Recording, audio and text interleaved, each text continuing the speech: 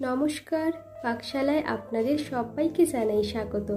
ঠিক কিভাবে আলু মাখলে এবং টক জল বানালে ফুচকার স্বাদ একেবারে দোকানের মতো হবে তারই রেসিপি আমি আপনাদের সাথে শেয়ার করে নেব। চলুন তাহলে দেখে নেওয়া যাক। প্রথমে এই রেডিমেড ফুচকাগুলোকে তেলে ভেজে নিতে হবে। তার জন্য কড়াইতে পরিমাণ মতো সাদা তেল দিয়ে তেল গরম হওয়া পর্যন্ত অপেক্ষা করতে হবে। তেল গরম হয়ে গেলে একে একে ফুচকাগুলোকে ভেজে নিতে হবে।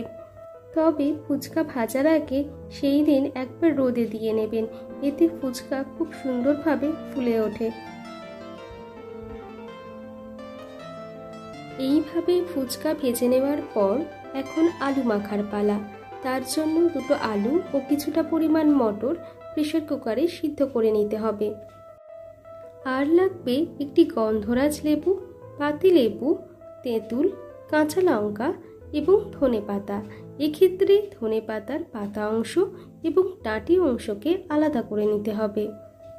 এরপর একটি পাত্রে অল্প পরিমাণ জল নিয়ে তাতে হাফ চামচ বিট নুন দিয়ে তেঁতুলগুলোকে ভিজিয়ে রাখতে হবে 15 মিনিটের জন্য।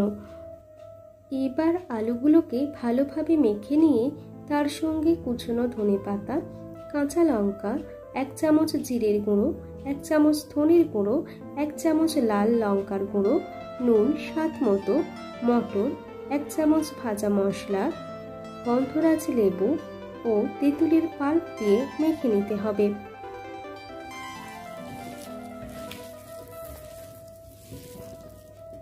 এইভাবে আলু মাখলে তা অনেক বেশি টেস্টি এবং লোভনীয় হয়ে ওঠে।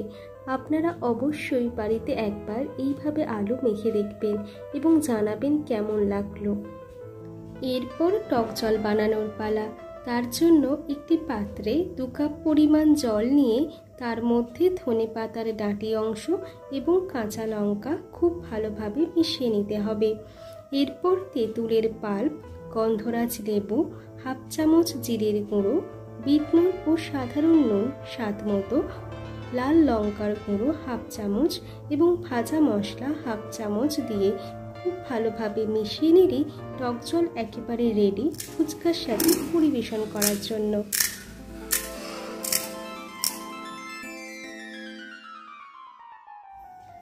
আপনারা যদি এখনও লোভ সম্বরণ করতে না পারেন তাহলে চলুন দেখে নিই চুরমুর মাখার পদ্ধতি।